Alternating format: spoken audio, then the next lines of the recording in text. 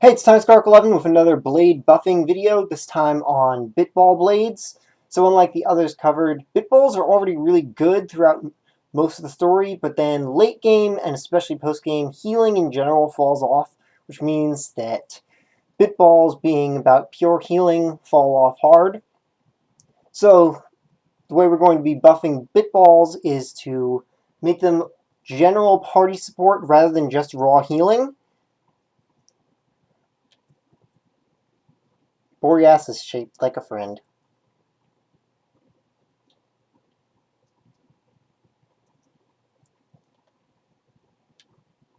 So to start with, we will not be talking about Crossette. There's nothing to do to buff Crossette. She's already perfect. And because Dahlia was already mentioned, we run over her as a potential ring blade instead of a bitball. We won't be talking about her either. We'll just be talking about these three. Stat-wise, they're already really good because, as mentioned, they're already really great throughout most of the game, but just fall off because of their focus on healing instead of damage. And that's more of an issue with late game just not being kind to healing. The balance is not kind to healing. Most of the time, blade arts do not matter, but in this case, they are going to matter a bit in the way we're buffing them, since we're making them more about party sport. So Florin and Boreas, give them the absorb damage art. We don't need to replace anything, just add it on because they can have up to 3.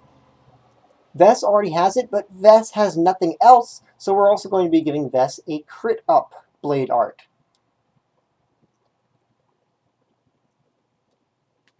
And there's no reason Boreas needs just a single aux core slot. Give him 2.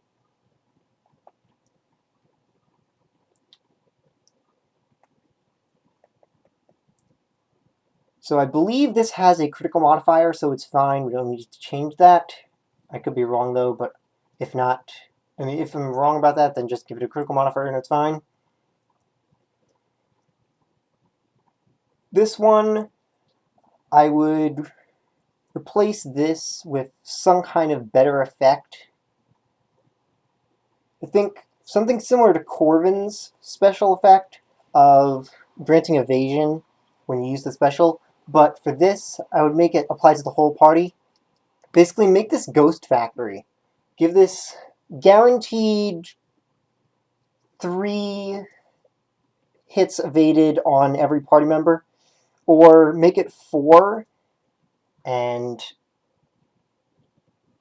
apply it only to the other party members instead of Boreas. I think that's something you could do also. This one's fine.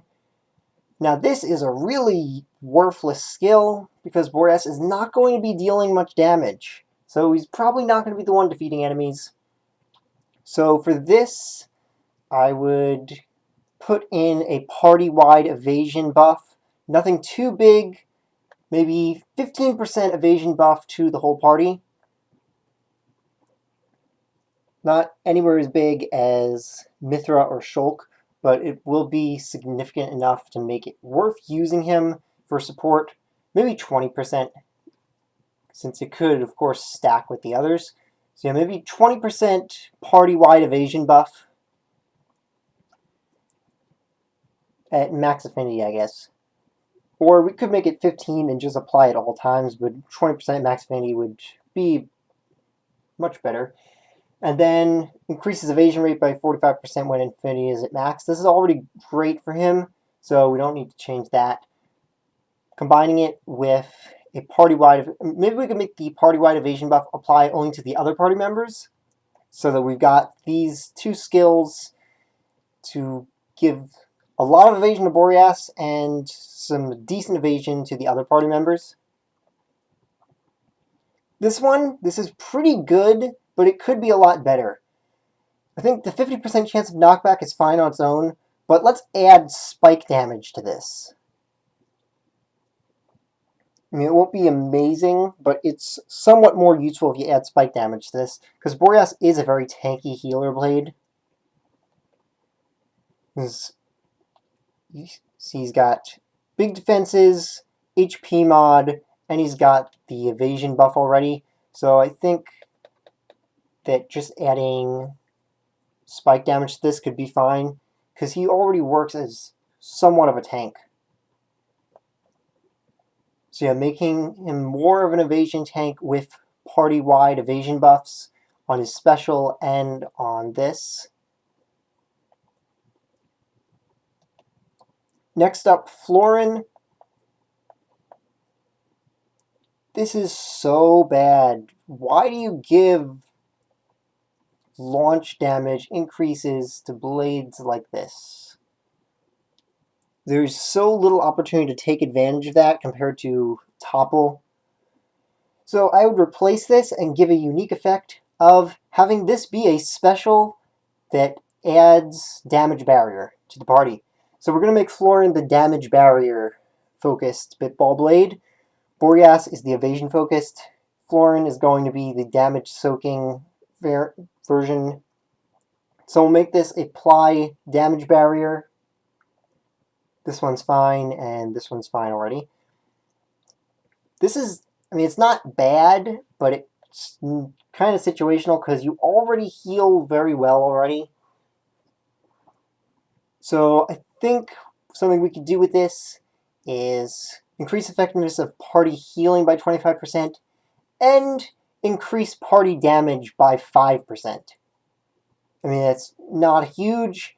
It's nothing compared to Kaiser Zone, but it adds a lot more usefulness to Florin here. Maybe 10%. I think we could go up to 10%.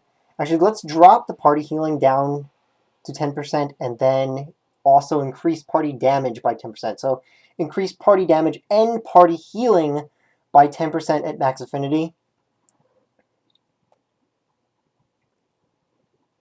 This one's bad. This is just, you don't want to be reviving teammates. You don't want teammates going down to begin with. So let us replace this with reduces party damage taken by 10% at max affinity. We could also just take the effect we were going to put on here of increases damage and make this increase and decrease damage. But I think wording-wise, it would make more sense to just make this decrease damage from party damage by 10%, decrease all your damage taken by 10%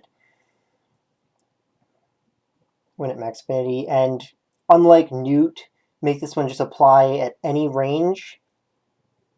That way it's fairly even, with Newt's being stronger but at less range, and Florin's being just party-wide at all times but a smaller effect. And this one's also useless. There's no reason to have aggro reduction when you're not dealing much damage. Though I'm not quite sure what to replace this with that could be a party-wide buff. Actually, yeah, we could have this be increases damage barrier absorption by, I don't know, let's say 20%. So basically Florin will be all about making sure that the party members besides Florin, I mean, it'll affect Florin too, but the main thing is making sure that the other party members take as little damage as possible, and then you can heal them for whatever damage they do take. This would also open up some options of other party members being able to run things besides just crit healing for self-sustainability, since you could have a party member that's dedicated to support, able to increase your damage and decrease your damage taken while healing, and then letting the other party members focus on even more damage increases instead of self-sustainability. And then lastly, Vess. Make her dumpling nodes 25 max. Why is this at 100? You can see here I've only gone halfway with this. Just over halfway. And then I gave up because this is awful. But aside from that, this one's fine. This is okay. Situational, but okay. And that's fine. So I don't think there's much I can really change about her specials. The effects aren't bad and needing total replacement. One is just situational. I think this is decent. I'm honestly not too sure how big of an effect this actually has, but I think we could buff this up to 30% at least.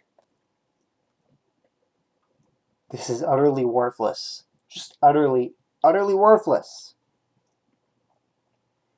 So let's replace this with increases critical damage. That's always nice, because Vess is the crit-based Bitball. She's focused on crits here, so since she's got this skill already. So I think just increase critical damage. And actually, we could replace this with critical heal. I think it would be much better to replace this with critical heal. So we could have a big damage special with crit healing on it.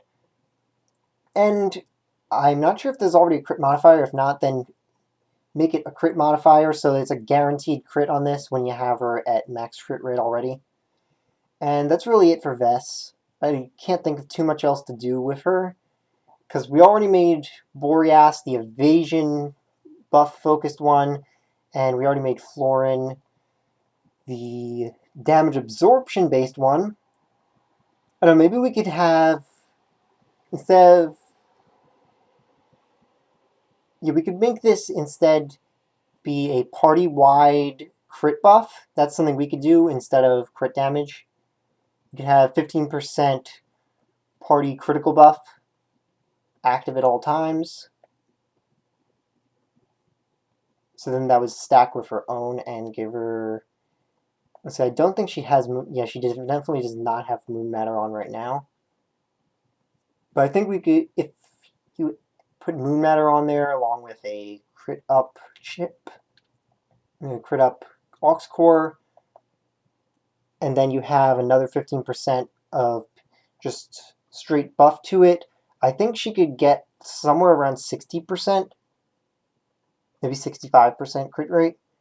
So that would be really good, and also for self-sustainability.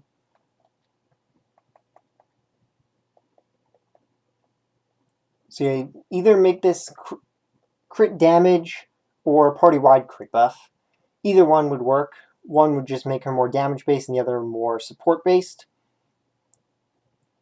So that is it for ways I can think of to buff the Bitball blades. This one's a bit harder because they're already good at the job they do. It's just the job they do is not a useful job by late game when you don't need pure healing power. So this was more about coming up with ways to make them do other things that they don't already do, or expand on things they do for themselves, but they don't do for everyone else. So yeah, this was a bit more difficult to come up with ideas for, especially while keeping them unique. Oh yeah, forgot about arts. I'd say Nia's arts are already fine with Bitball, and we all know Zeke's arts are amazing. I would only change Morag's arts with Bitballs, really. Just give her a launch art, really. I think that's the main thing you can do for her. Nia's already got the break art for one, so I think we could just make a launch art for... I'm not sure which one. You could probably do it for Shadowrunner. Shadowrunner would also make sense if you change... I mean, it's Shadowrunner. If you've played X, you know what that means. So why is this not increases damage from behind, or increases damage when not targeted, or reduces aggro, or anything like that? It's just... It's really random that they named this Shadowrunner when the effect has nothing in common with Shadowrunner. So yeah, that was one little thing I forgot to mention before. And now that is it for how to buff Bitball blades. So, see you next time!